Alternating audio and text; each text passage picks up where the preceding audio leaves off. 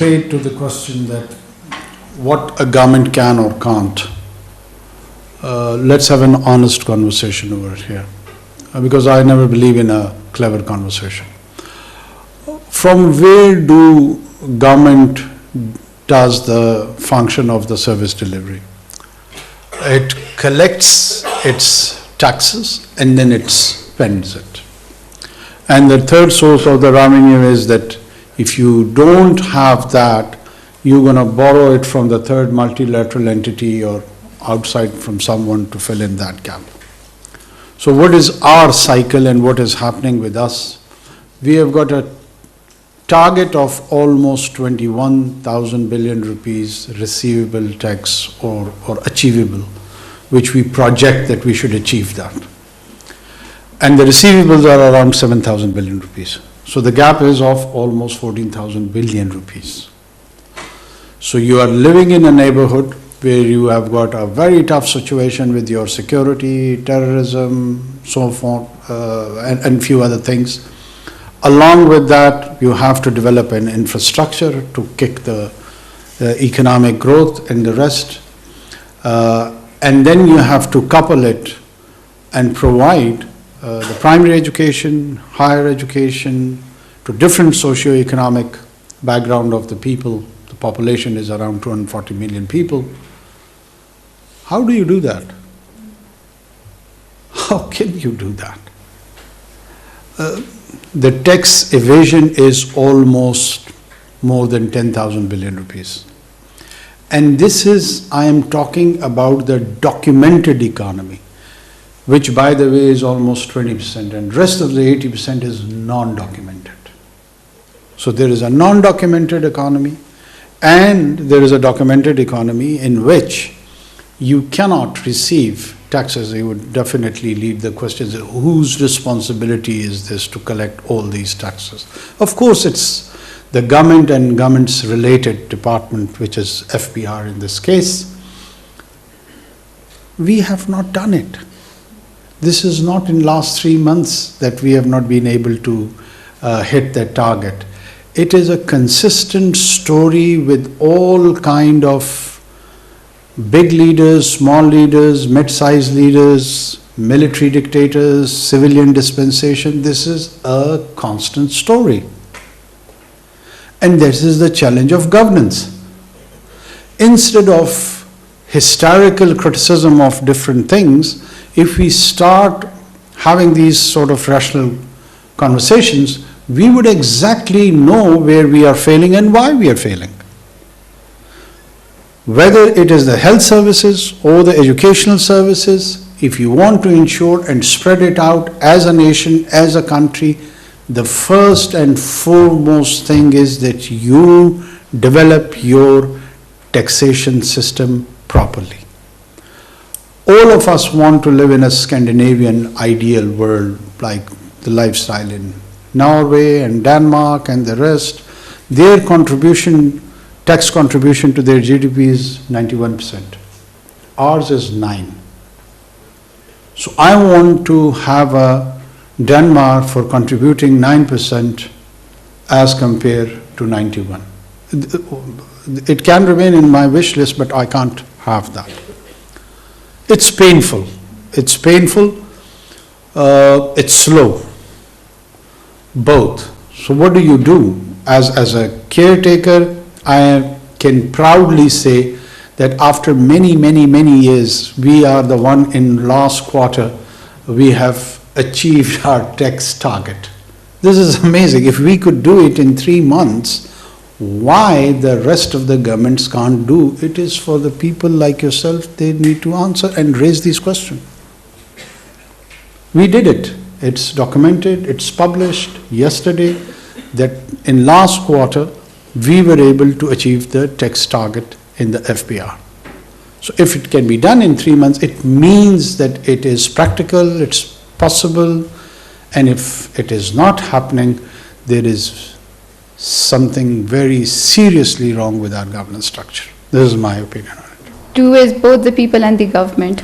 Yeah, of course, government is part of the people. I mean, if I am electing a government, So I'm contributing towards that either resolution or the problem. So I am part of the problem. And when you become in the government, and I have lended that support to you, so it means the two of us have brought it to the tango. Mr. Prime Minister, why do we always go into frenzy and last-minute coping mechanisms, shut down the schools and do this and that?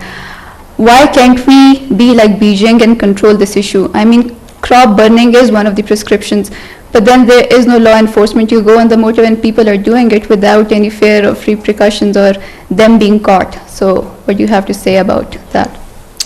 I completely agree with you. I mean, the enforcement is one of the challenges, as you have identified yourself in your question. The poor enforcement is part of the problem of the governance in this country. There are laws, they exist, but if he goes and tries to implement and apprehend that man, you would start agitating that his rights are being violated. And there is a group of rights emerge in this country wherever the law enforcement goes for the enforcement. There are occasions on which the law enforcement also are compliant for multiple reasons: financial mismanagement, few others, political influence. They are there. But on the other hand, society also has a tendency to stop enforcement. So we are living in this milieu. Poor development and capacity building of the law enforcement agencies, lack of ethos. I mean, if you go and observe your bureaucracy who has to implement, you will be surprised the kind of a value system probably they personally hold. That is appalling, that is shocking, that is disappointing to say the least. We have a structure of a bureaucracy which does not have a sense of identity. That what was the Ottoman Empire? The Janissaries were the most committed group which ensured the structure of the empire. And those Ottomans were able to expand their good or bad agenda till up till Eastern Europe, primarily because of the Janissaries. If you go and see the structure of any nation state, empire, or anywhere in the documented history, there is a structure of the bureau who takes and furthers and forwards the agenda which is linked to that identity. In our case, it's missing. It is unfortunately missing. You don't know who they are enforcing the laws for, or they themselves are pretty much confused. So there is a structural issue at the level of the enforcement which needs some radical changes, in my opinion. Whether somebody does that or doesn't, you need a civil structure reforms. Until and unless you don't do that, from the burning of the crop up till allowing a vehicle on the motorway which is not fit environmentally, are both part of the challenge. So we need to address that as soon as possible. I don't know whether this policemen agree with it, but this is my opinion. But then you mentioned radical change. Who will bring it and how? Like, what is the prescription? Will we keep dying? Our lungs are practically collapsing. So what is the prescription? Radical changes are required. This is all I can say. By whom? Let's find the noun. Let's find the persons in the time. They are placed somewhere in the future. If somebody can peek in the future, they will know it. But I am still pessimistic. I haven't found the answer, Mr. Prime Minister. Give us a noun. Well, this is my art to evade answers, you know. It's not the art to give all the answers. Well, Mr. Prime Minister, now coming to some serious questions. You recently banned all these celebrations on New Year's Eve in solidarity with the Palestinians. While it was well intended, Mr. Prime Minister, it raised two questions. A, about law enforcement, and B, about the global image of Pakistan. I mean, for the first one, celebrations still took place in the absence of law. For the global image, I mean, Pakistan, the only Muslim nuclear powered country, has now gone to a status that when generations are being literally wiped out, this is what we are doing, banning fireworks. What do you have to say about that? First of all, there was a lot of criticism also, and there was a lot of appreciation behind this decision. So there is a mix of both. There is a section of society which wanted to celebrate the New Year, and down the line, after 100 years, they wanted to be documented as someone on that particular second, 12 o'clock, 1 second, dancing and having festivity and so on and so forth. So they're very, very critical of this decision, and I don't mind of the criticism.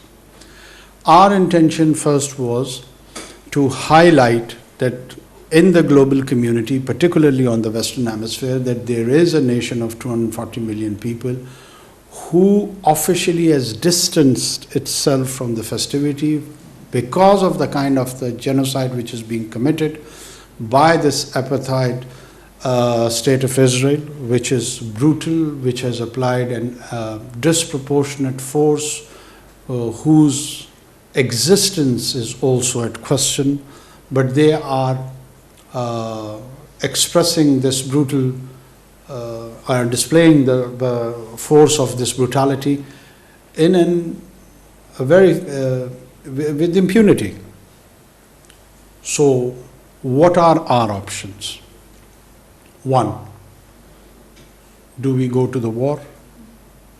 Yes. I'm an interim prime minister. Do you expect me to take the 240 million people to the war? Probably a nuclear war. So you are very quite serious people and raising a very serious question to me. Think about it, have a grand assembly, mull over it. I can't alone take such a big decision. It's huge. It's big. Should we go to war? I mean, in my personal opinion, I am a very aggressive and a jingoistic person. Maybe I would say yes, but don't listen to me. War has implications. War is not a joke. What we have done, we have exploited the forum of OIC, we have exploited other international forums, we have been engaging with Western diplomats, particularly the US diplomats, Brits, Europeans, and clearly enunciating them, telling them that if such behavior continues, it would be responsible for radicalizing the entire 1.4 billion Muslim population throughout the globe, within West and over here, Middle East, North Africa, anywhere. So we are trying, the immediate objective is that somehow or other we stop this senseless war and create a humanitarian corridor. This is the kind of a message which the military leadership recently took the United States. And we were quite clear in our opposition and our condemnation and our commitment towards Palestinians. Is it wise on this occasion to initiate a war? And who are you, me, and anyone else who feels so passionate about Palestine and its cause? We have not lost a finger in this war, this single finger. There are 9,000 children have been killed. Let them decide. There is no need to be heroic over here in this peaceful, cozy environment. And just thinking that, oh, I'm so heroic, that because I stand with the oppressed one. It's very good. It's very good, but they are the one who are suffering, they are the one who are facing. Let's take this question first to them, that whether they are willing to take this war and in which direction. Over here they are calling conferences and seminars and speaking with all their rhetorics. I completely understand. I am more radical than all these so-called people who play on these rhetorics. But I try to control my populist tendency. These are very serious. Is there any idea to all of them that what is the situation of Zionism, what is the link to Judaic religion, how is Palestine already agreed to the historical, 22% of the Palestine to the historical existence of Palestine already. The whole world is talking on the pre-1967 border line with Al-Quds as its present. But here in Lahore or Islamabad, they are addressing the seminars that no, we don't want to accept this and we will never agree to it. Who are you?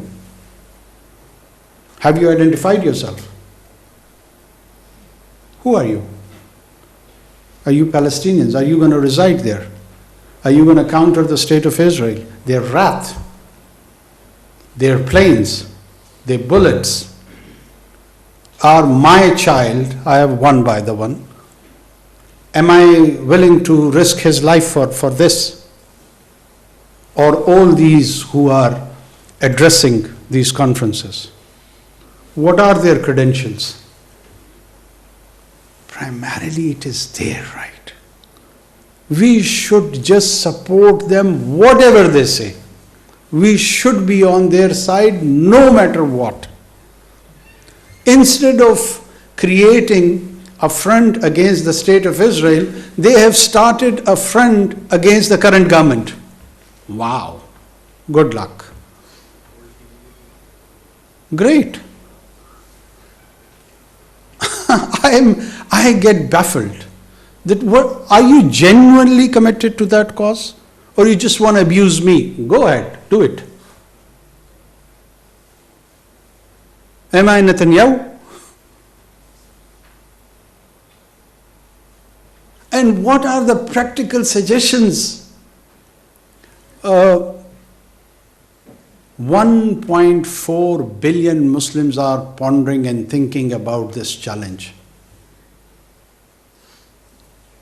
I would be only remembered in history for allowing the aerial firing or not, or allowing someone to have a glass of alcohol or not. Let the history judge me. I don't care.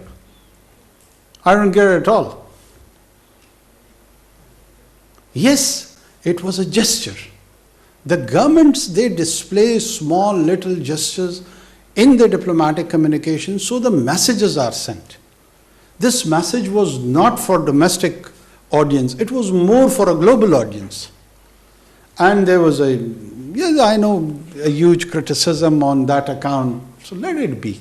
But sir, the criticism, as you rightly pointed out, there can be some justification for that. Why it's mere ceremonial? We could have done something. Like?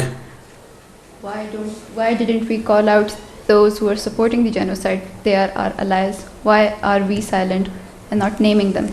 The kind of confrontation we have done with Western diplomats, problem is that I am bound by certain laws that I can't make it public. The kind of passionate and full of emotions, and at times, I'll just give you one small example. Few Western diplomats said that Pakistan should have a balanced view of the crisis in the Middle East, as the Israeli children, they have also been killed. So I asked him that, okay, Excellency, can you, in order to address the anger of the Israelis, which according to you also deserves attention. So can you give us a number, how much children do you need to kill so that the Israel anger gets satisfied? 50, 100, 2, 3,000, 2? We just want to have a number. And they were speechless. So of course we do challenge them, confront them, but we cannot make all those things public. for the diplomatic reasons, for the reasons which is known and documented in the statecraft. How do you do statecraft? You don't bring such conversation to the public. And I cannot bring whole of it. I can refer that, well, I had a very strong position vis-a-vis Middle East with diplomats. But I cannot produce it to the public that this is what I have said and these are the sort of replies we have got. No government does that. So why should our government do that? Mr. Prime Minister, coming to the question of Balochistan, firstly, who could have thought the state would be taken over by two Balochistanis? No, we have not taken over the state, for God's sake. Yeah, okay, carry on. So, Mr. Prime Minister, the recent happenings in Islamabad has elicited, I'm speechless. They're my own people. I'm sure you share the same feelings. But the problem is you did condemn and you did call on a meeting and you did form a committee. What do you have to say about the kind of treatment meted out to the protesters, which had large number of women and children? And that brings me to the question as to who will rejuvenate the relationship of Balochistan with the center. I don't see any reconciliation attempts working anytime soon. Thank you. How many of you are interested to listen to this question's answer? Quite impressive, okay. First of all, whenever there are protesters, the protests and the agitation has to be within the limits of law. Do we all agree on this? That you have got the right to protest, no, you don't agree? Okay, good. But when you agitate, every government has certain laws, even in democracies.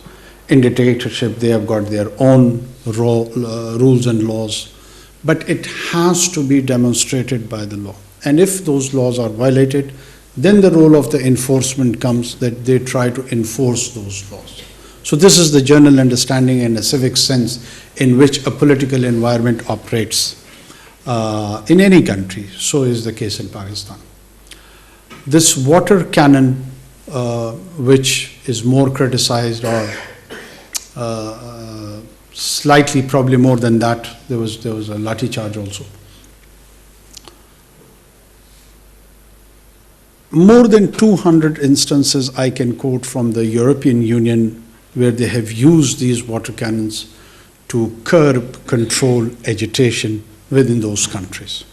So these are the so-called international best practices. First of all, God forbid, there was not the case that we have shot at children or women or we have gone to extreme positions. They were the basic tactics of law enforcement, water cannon and others.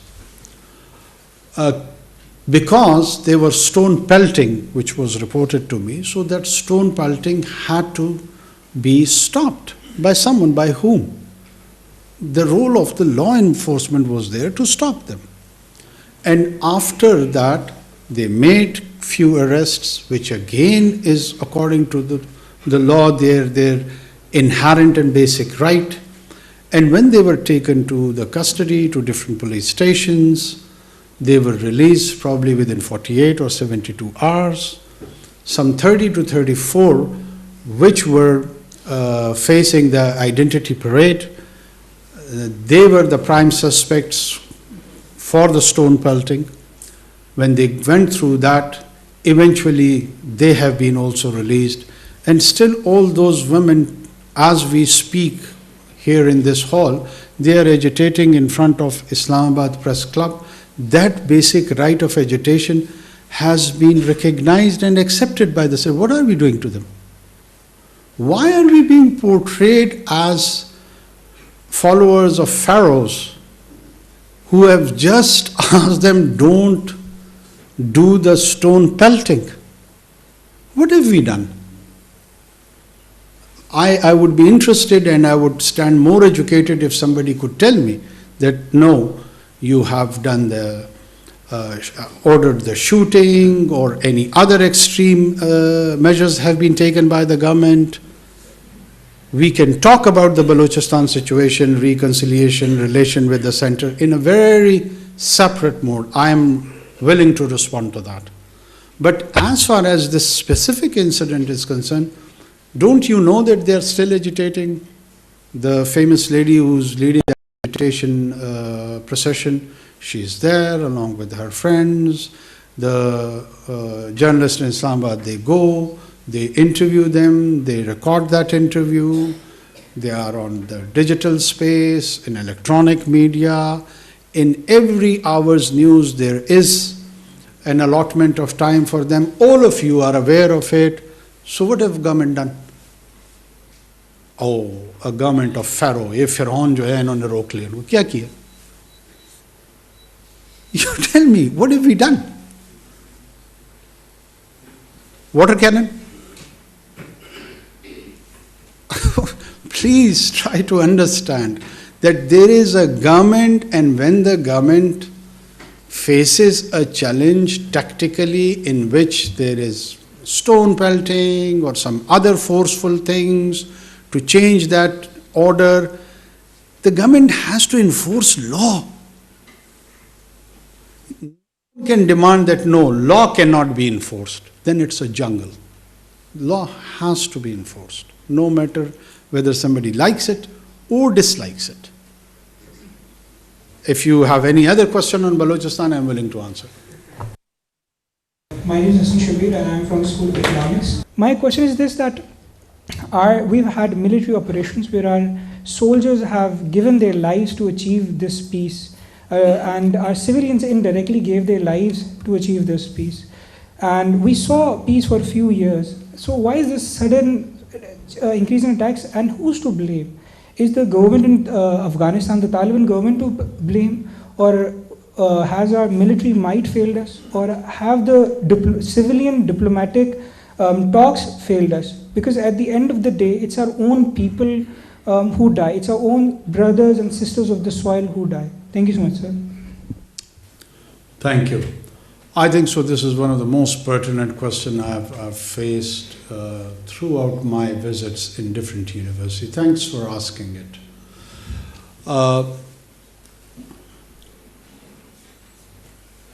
There is a discipline in which people in different universities now teach on insurgency and non-state actors. And I would suggest, please, do consult some of the academic work in this area. Usually these insurgencies, they follow certain principles. These non-state actors, they follow some certain principles. One principle is the principality of existence, survivability. This is one of the principles.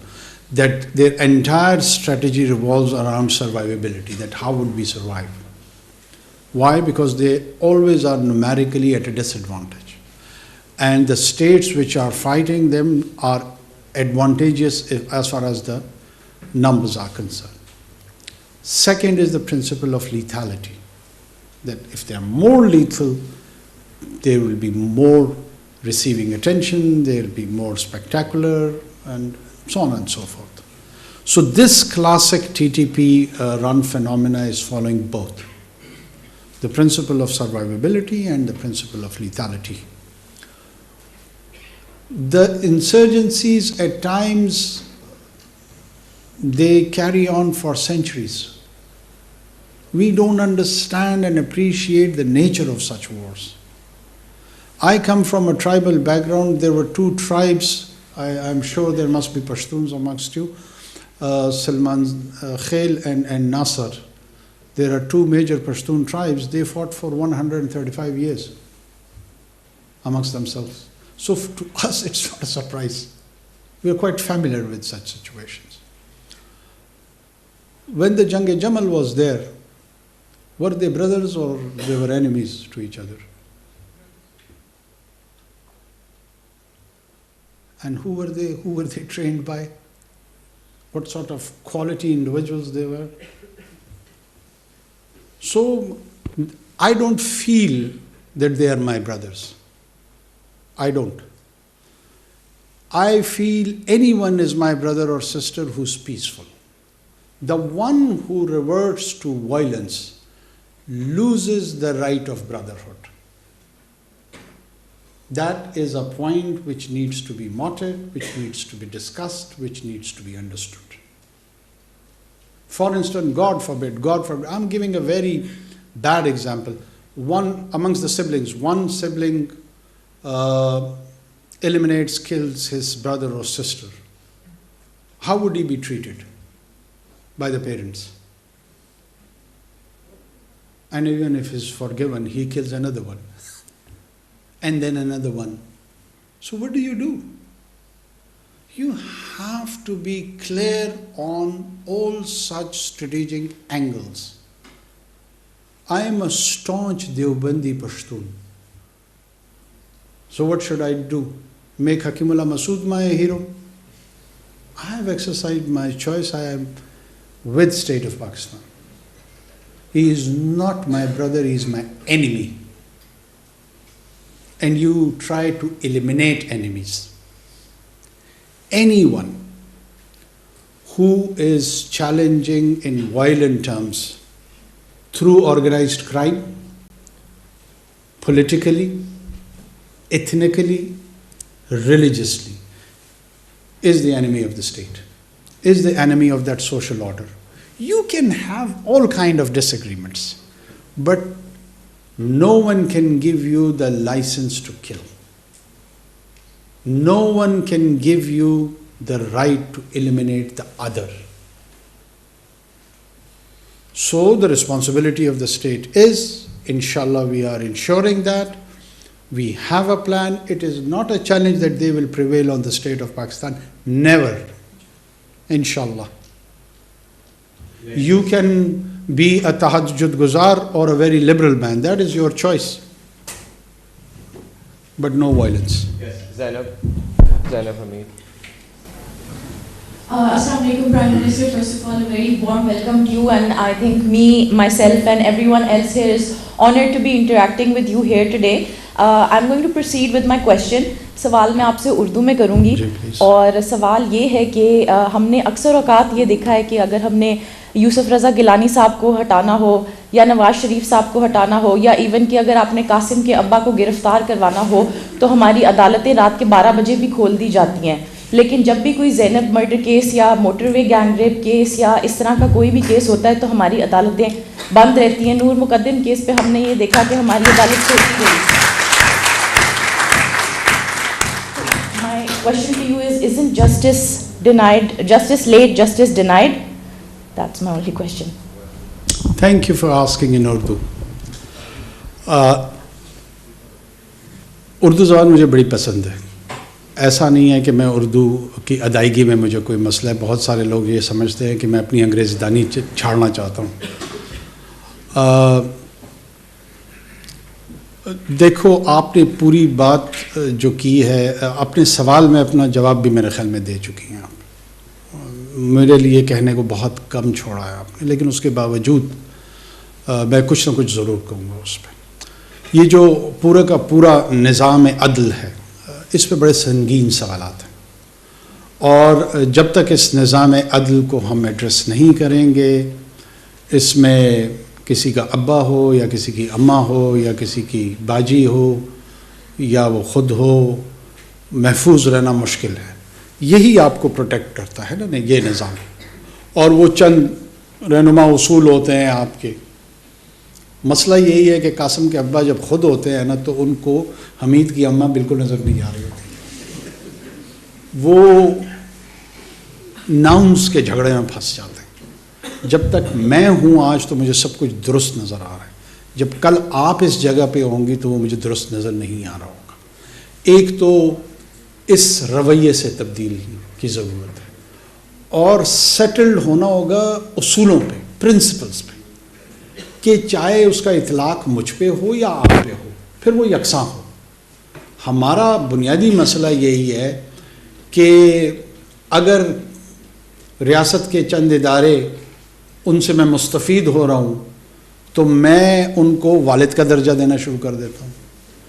दिया है ना, जब मुस्तफ़ीद नहीं हो रहा होता हूँ तो फिर शायद सौतेला बाप बना लेता हूँ। ये वो मसाइल हैं जो सब्जेक्टिव अंदाज में हम तमाम को इस पे सोचना चाहिए, बोलना चाहिए, गौर करना चाहिए। अगर वाक़तन उनको वालिद नहीं बनाना तो वंस एंड फॉर ऑल फैसला कर लो और फिर खुद वालिद बनो। वालिद जब घराने की सरबराही करता है ना तो जिम्मेदारी लेता है, वो फिर बच्चों के नान नफ़के का तमाम की तमाम जिम्मेदारी खुद उठाता है। वो फिर हमसाए में हमीद के वालिद से नहीं कहता कि यार ज़रा मेरे बच्चों का ख्याल रख देना। अगर हमीद के वालिद की तरफ देखे रहोगे ना तो कासिम के अब्बा का मसला ज़रा ख़राब ही रहेगा। ये इस्तिहारी गुफ्तगू है क्योंकि आपने इस्तिहारे में की है, इसलिए मैं जवाब भी उसमें दे रहा हूँ। खुल के पूछा हो तो मैं खुल के बताता। Thank you so much, Your Excellency. My name is Umar Khan, and I'm a 7th semester student from the School of Computer and Information Technology. So a lot of students like myself are about to graduate across Pakistan, and a lot of us would like to stay in the country and contribute to society and the economy as well. However, the best and brightest often choose to go abroad because they have better opportunities there. My question is, Your Excellency, what is being done to keep the talent in Pakistan and to develop it here? And what is the strategy that the government is taking to prevent the so-called brain drain that our country is experiencing? I think so in the best interest of Pakistan is that we should have both. The youngsters should explore opportunities abroad, and they are not a brain drain at all.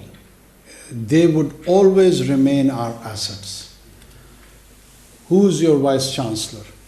He was a fresh graduate, some days, somewhere here in the city of Lahore, and he, according to this definition of the brain drain, he went there and he spent 10 or 15 years or whatever, and now he returns and he runs this institution. Is he an asset or a brain drain? This is the phenomena we need to understand, this cycle. I've been saying this repeatedly, that why it is skewed and distorted, this whole... First of all, this is not a recent phenomena that the youngsters want to settle in Western Hemisphere, US, UK. I am witness, all of us know this, that the longest queues of the young generations are always outside the US Embassy. It's been a trend. Everybody wanted to go there because of the kind of the American dream, because of the kind of lifestyle, because the kind of opportunities they offer. Indians want to do it, Sri Lankans want to do it, Pakistanis want to do it, Bengalis want to do it, Brits want to do it, Japanese wants to do it, Germans want to do it. There is a huge global American influence, particularly America. And during the 60s, everybody was criticizing that, oh, the Indians population, a huge section is going and it is becoming a brain drain. Down the line, after 3 decades, most of them became brain assets. They returned to the Indian society, invested back what expertise they got from there, what capital they got from there, and it is triggering, accelerating the economic growth of India.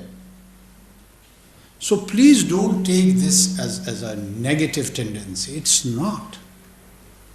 We are able to export our services. This is our accomplishment. Why are we so depressed about it? I hardly see a reason. If he or she, anyone goes anywhere on the planet, they remain at least for 3 generations attached to this society and state. There is a classic case study of your diaspora in UK. 3 generation people are living still in Mirpur. They don't divorce from this structure all the way. Yes, we need to produce better human resource. We should focus on the quality human resource. That should be our concern. best nurses, best doctors, best IT experts. We are compromising on that. We are not producing good quality individuals, and we are all worried about, all of them have gone to the Western Hemisphere. That is the wrong concern. The right concern, in my opinion, be that you should focus the kind of skills they are imparting in such places like this. And that is a huge challenge. I am sharing it with you. Please introduce yourself. Assalamualaikum, Prime Minister. I'm Hafsa Khalid and I'm from the Institute of Psychology. And consequently, my question pertains to the mental health situation in Pakistan. So the mental health situation in Pakistan, there are regulatory bodies, there's Pakistan Psychological Association, there's also a task force. My question is, why don't they do anything? I've seen, and all of us have seen, a lot of unethical practices being carried out within the field. So why don't they actually do something to regulate mental health practitioners, as it is done with other fields, such as if you're a doctor, you are constantly being monitored. Why does that not happen with mental health practitioners? Thank you.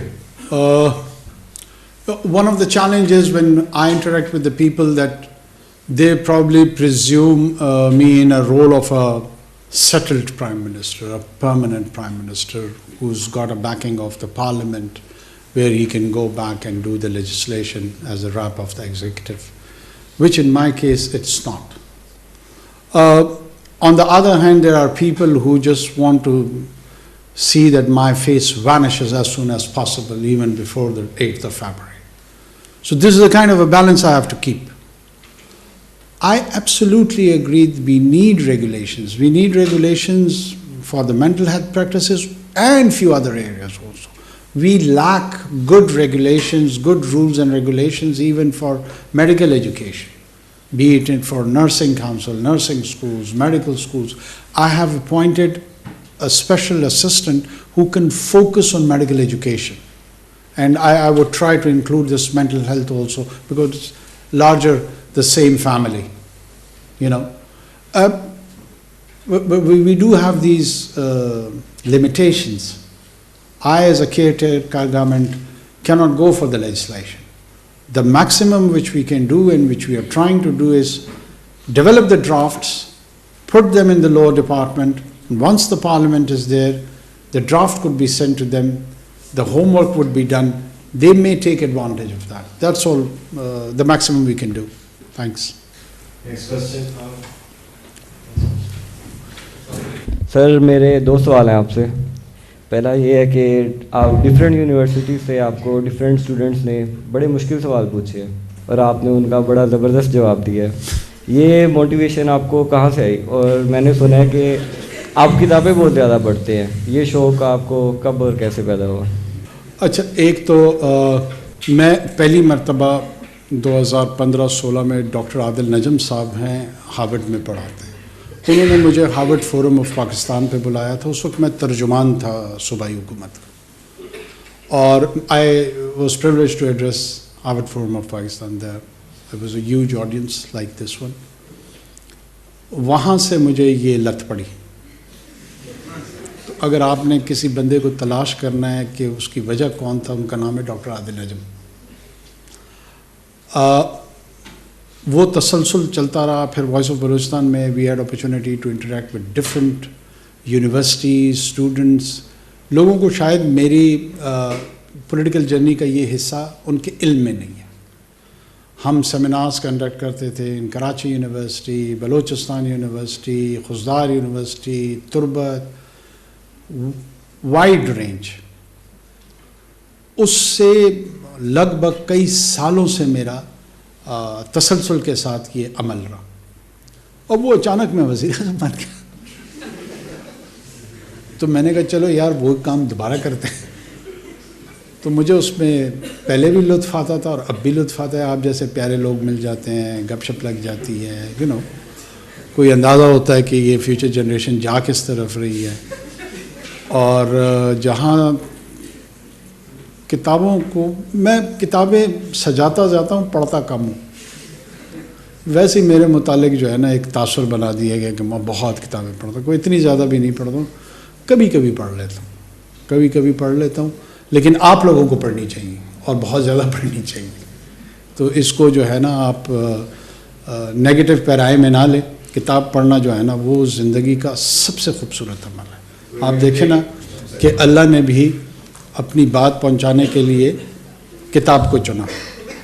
किताब की अहमियत कितनी ज़्यादा है, वरना अल्लाह किसी और medium और ज़रिए के साथ भी अपनी बात पहुंचा सकते थे, वो कादर है हर चीज़ पे। लेकिन अपने लिए भी उन्होंने किताब को चुना। तो किताब को मुकद्दम रखें, उसको उसका एहतराम करें, उसकी इज़्ज़त करें और उसके साथ मुसाफिर बन के रहें, सफ़र उसी के साथ करें। Thank you. We're going to take two more questions, one from this side. Rida. So my question is, आपने शुरू में बात की थी कि a successful nation requires efforts from both sides, the government and the people, because the government is a representation of the people, elected by the people.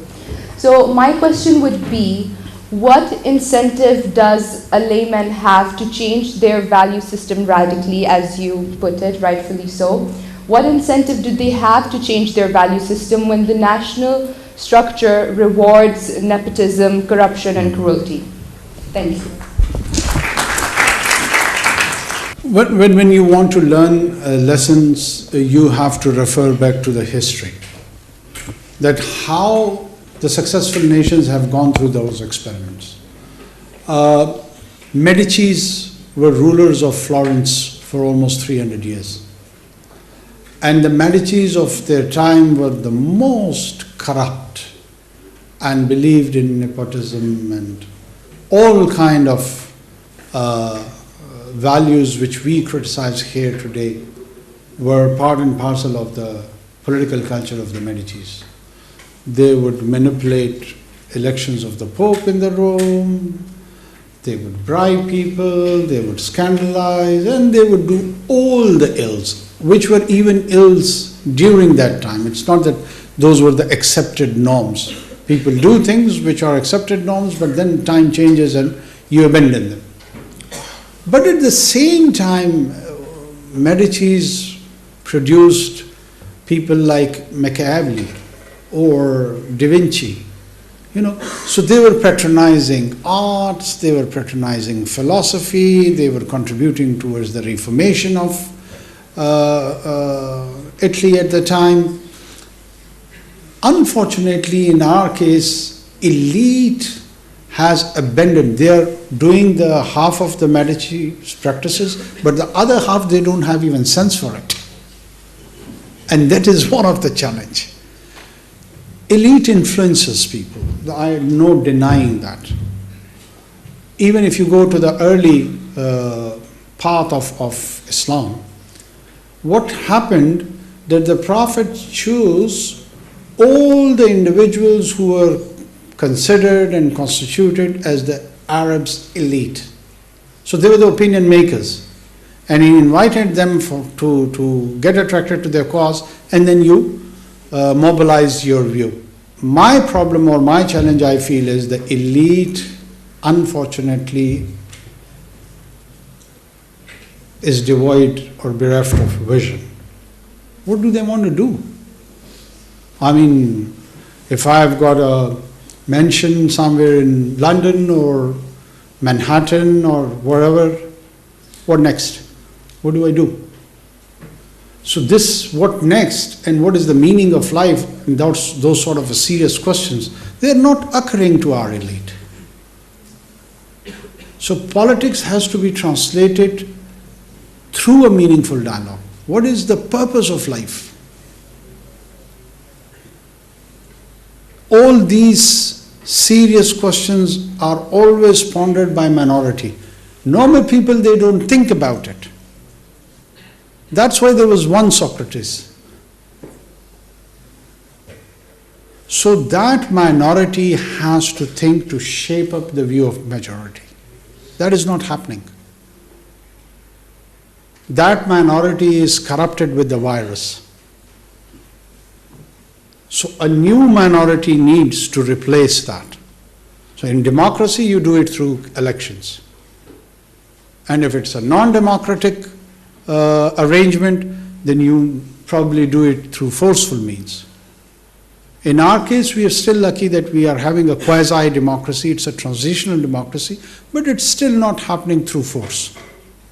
So let's give it a chance. Let's hope that people are not encouraged to apply force. If we do encourage them, it will bring us a disaster. Right, on the left.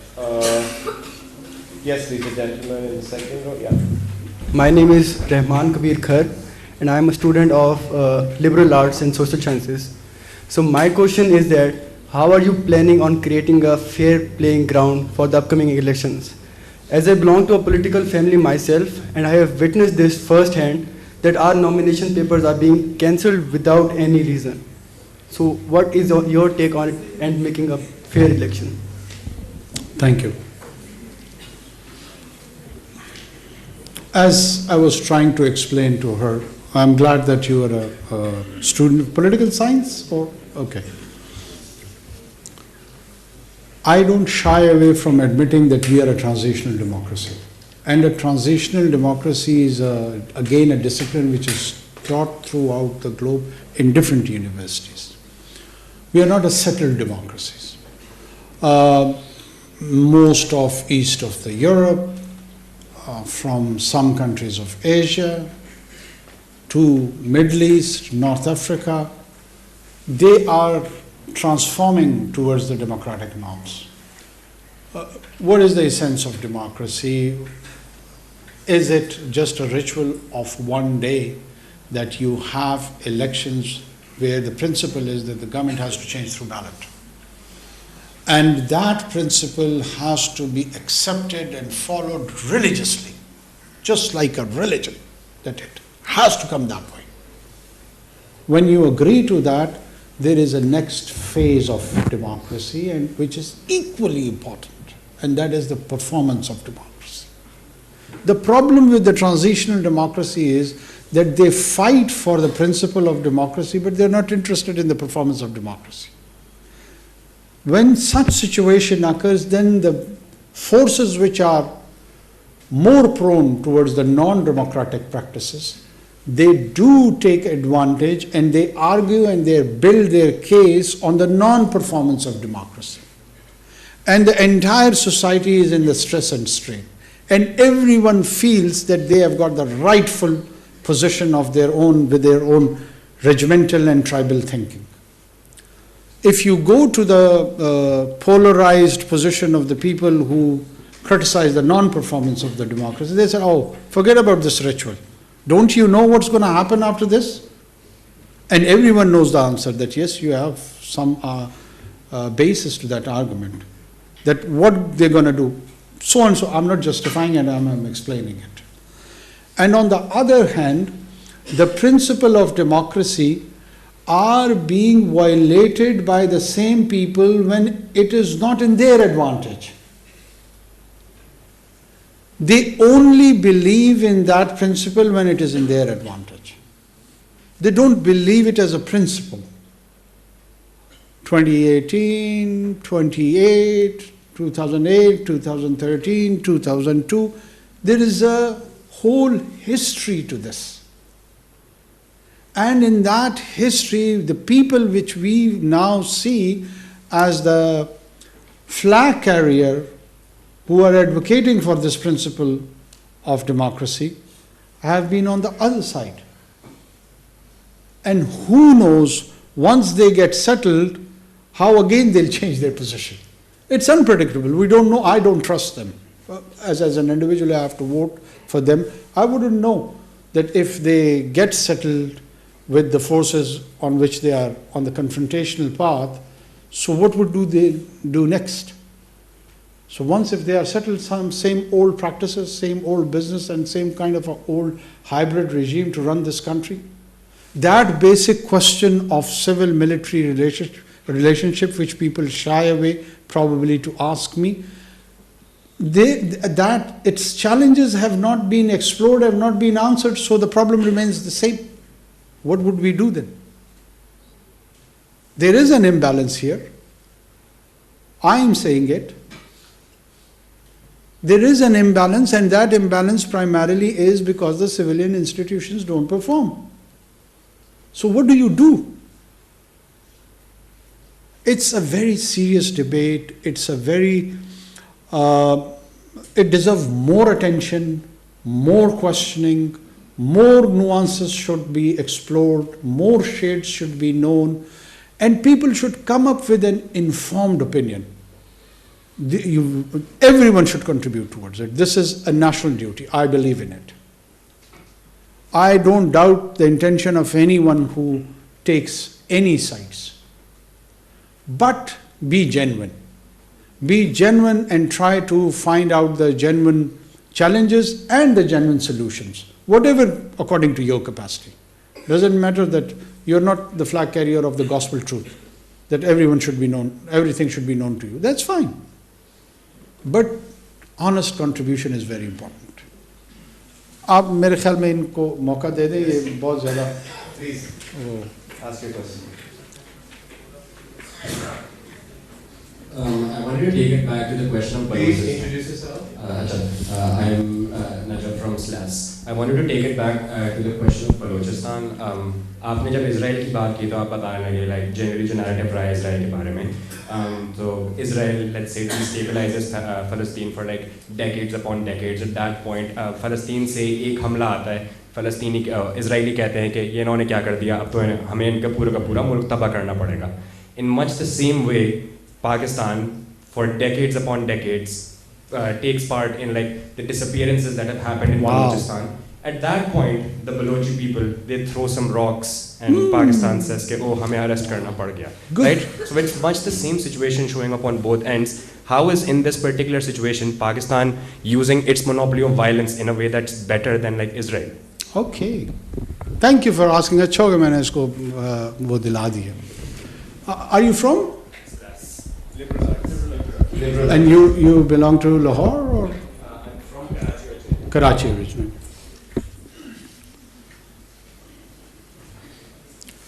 ایک تو جو analogies انسان دیتا ہے, چاری picking کرتا ہے, وہ بعض اوقات اپنے غصے سے اور اپنے باعث سے کرتا ہے. سب سے پہلے اپنے باعث اور اپنے غصے کو کنٹرول کرنا چاہیے, مجھے بھی اور آپ کو بھی.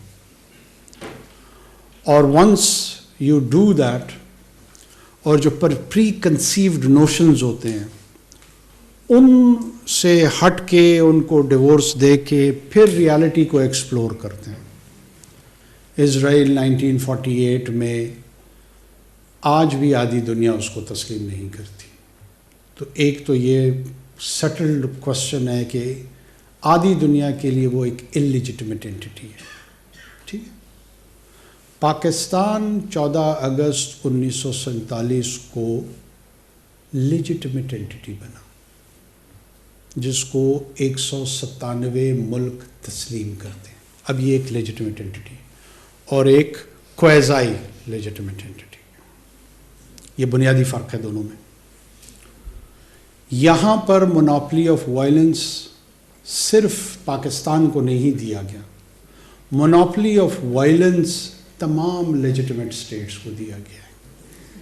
یہ جو اسرائیل کو بھی لوگ کہتے ہیں کہ اس کو تسلیم نہ کرے, اس کی بنیادی وجہ یہ ہے کہ پھر وہ legitimate right to the monopolisation of violence ان کی طرف چلا جائے گا.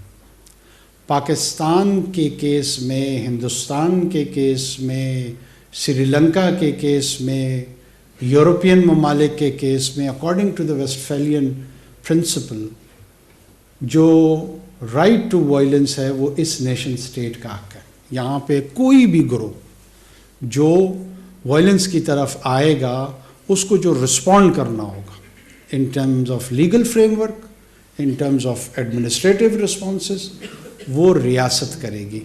بدقسمتی سے اس مرتبہ اس کا نام ریاست پاکستان ہے, جو شاید بہت سے لوگوں کو اتنا زیادہ اچھا نہیں لگتا, حالانکہ یہ تمام ریاستوں کا بیسک رائٹ ہے. بلوچوں کو یہ پتہ نہیں آپ کو کس نے بتا دیا ہے کہ بلوچوں کو ڈیکیڈ سے کیا کر رہے ہیں ہم؟ آکوپائی، ڈسپیئرنس یا انفورس ڈسپیئرنس کی اصطلاح جو ہے نا وہ یہ وار آن ٹیرر کے بعد شروع ہوئی ہے. اس سے پہلے کم تھی، یہ نہیں ہے کہ بالکل وجود اس کا نہیں تھا، ہمارے ہاں کم تھا ایشیا اور ان ممالک میں.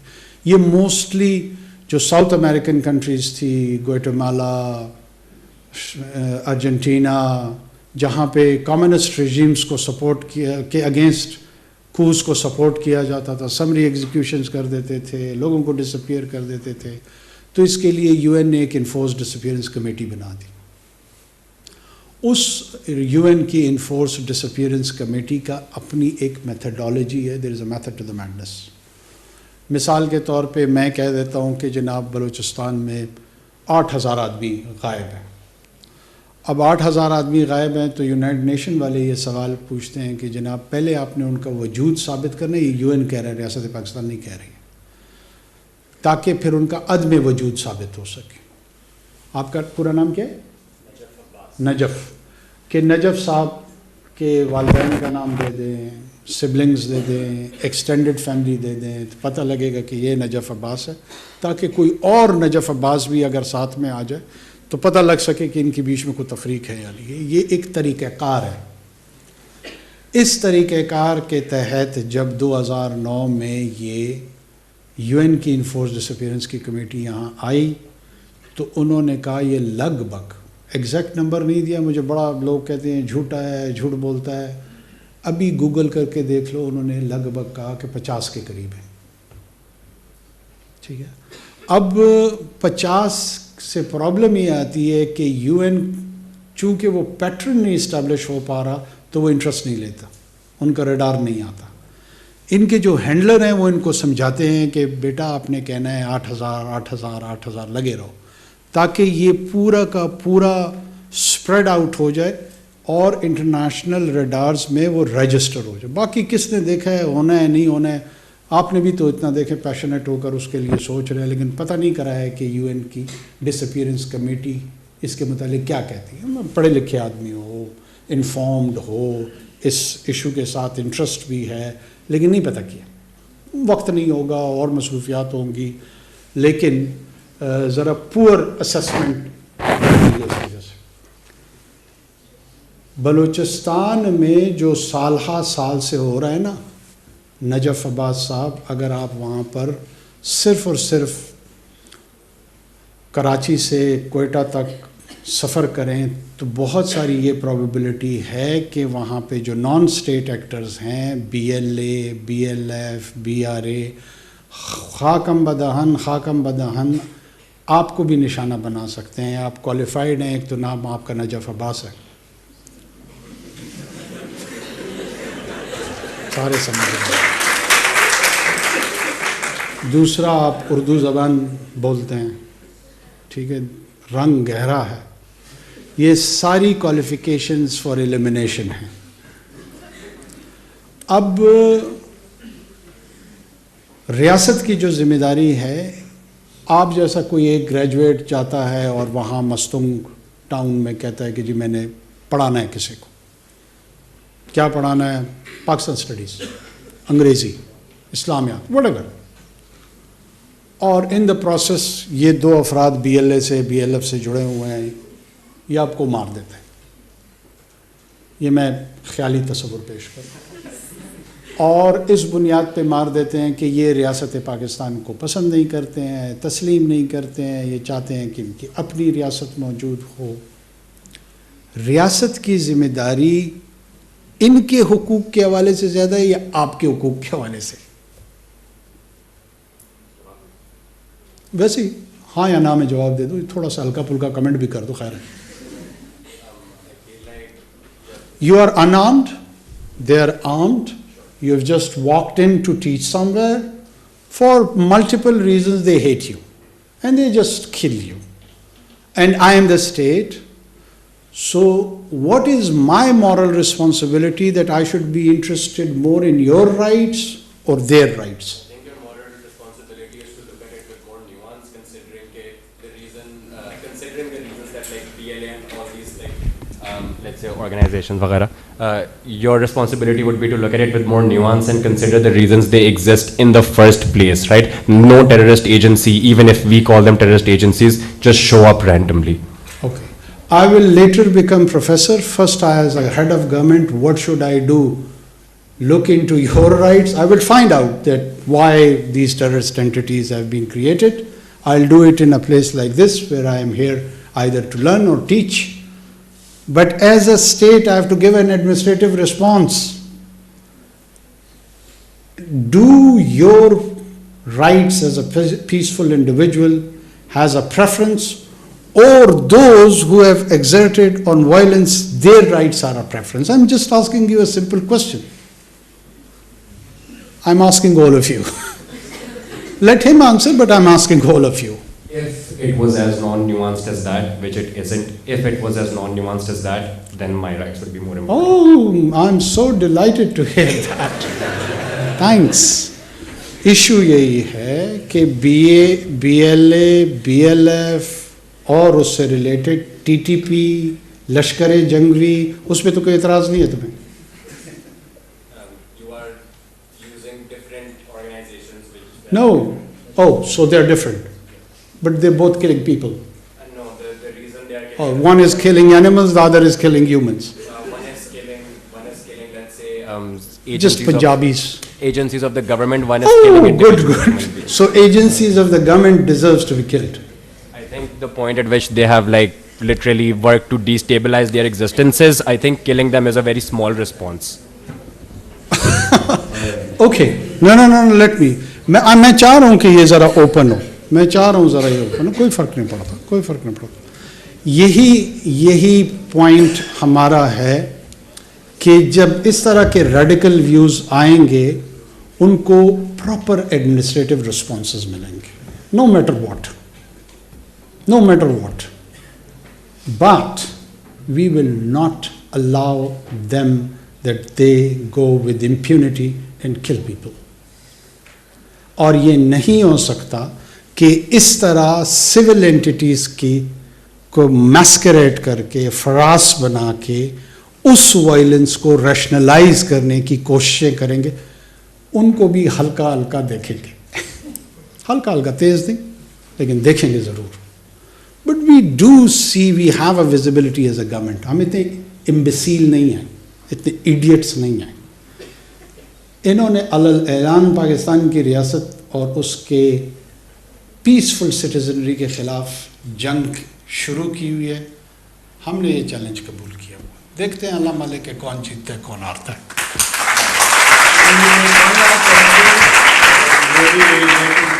Prime Minister, for being so generous with your time. Just one last question from somebody in the back. Yes, gentlemen. Yes, please. खैर मुस्कुरा लो, क्यों, क्या हो गया यार? Good. Hi, Mr. Kakar. I'm right here. Oh, okay. I come from the filmmaking department, TFT.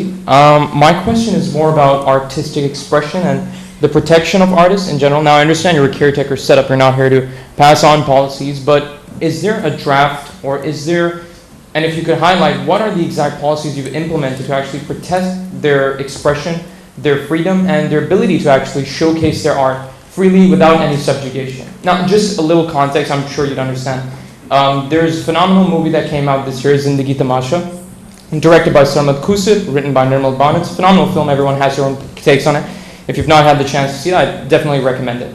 Now, this movie was approved by the federal government for release. This was approved by the Punjab government for release. This was approved by the Sindh government for release. But without any explicable or official statement, it was removed. It wasn't allowed to release. This is a man who's put a lot of love and attention to his craft, and it wasn't allowed to be released in the cinemas. So that's my exact question, because I want to make art in my country. I want to have impact in my society. But if this is the sort of, I'm not saying it's necessarily you, but if this is the attitude and lawlessness that we have in terms of letting artists express themselves freely, then it leaves us no choice but to take our creative freedoms elsewhere. So that's what I'm trying to understand. Do you have any policies right now passed on, ready for the next government, so when they come, we end this vicious cycle and we allow artists to fully express themselves?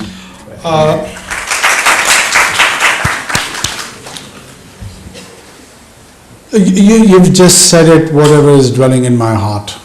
And performing arts, other arts, creating it in different mediums.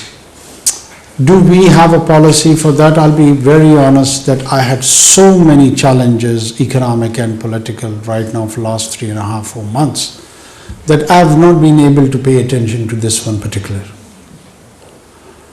But it is utmost important. When I had interaction in Central Asia, in China, and even in GCC countries, I've been advocating that let's have joint platform for creating this content. I mean, look at Arturo. It generated $2 billion, and there are more civilizational themes and other areas where content creation can bring a lot of economic opportunities also. It is related to our soft image, so on and so forth. But in terms of policy and anything particular which I can share with you right now, I won't be able to do that because I have not done it. If there are some suggestions or if you can design some proposals, I'm willing to make it part of a draft prior to leaving this assignment, and we would be able to influence policymakers in future. But this is a very important area. I agree with you.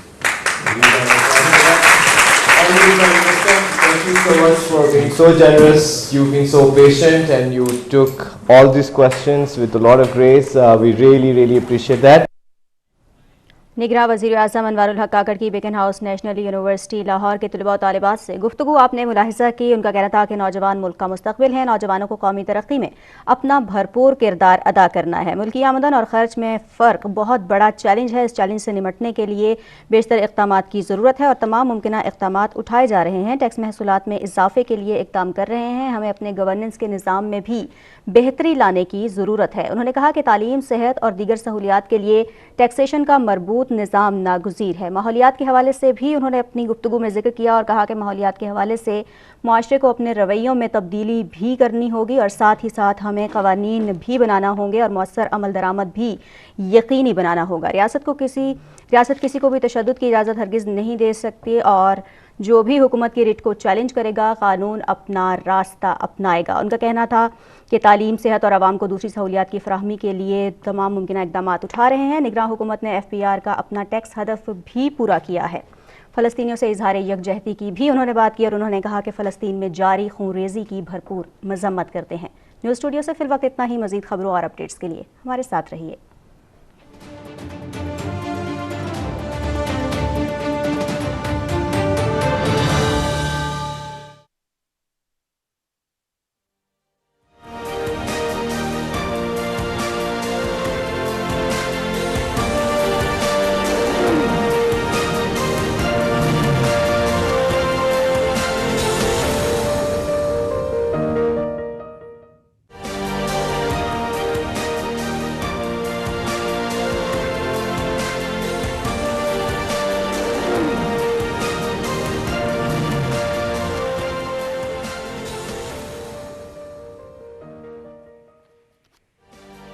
बिस्मिल्लाहिर्रहमानिर्रहीम। अस्सलाम वालेकुम नाज़रीन, programme है capital view और मैं हूं आपके साथ नाज़िया खान। नाज़रीन, वज़ीर आज़म अनवर हक काकड़ ने अब से कुछ देर कबल लाहौर में तलबा तालिबात यूनिवर्सिटी के थे, उनसे एक नशिस्त रखी। बड़ी ही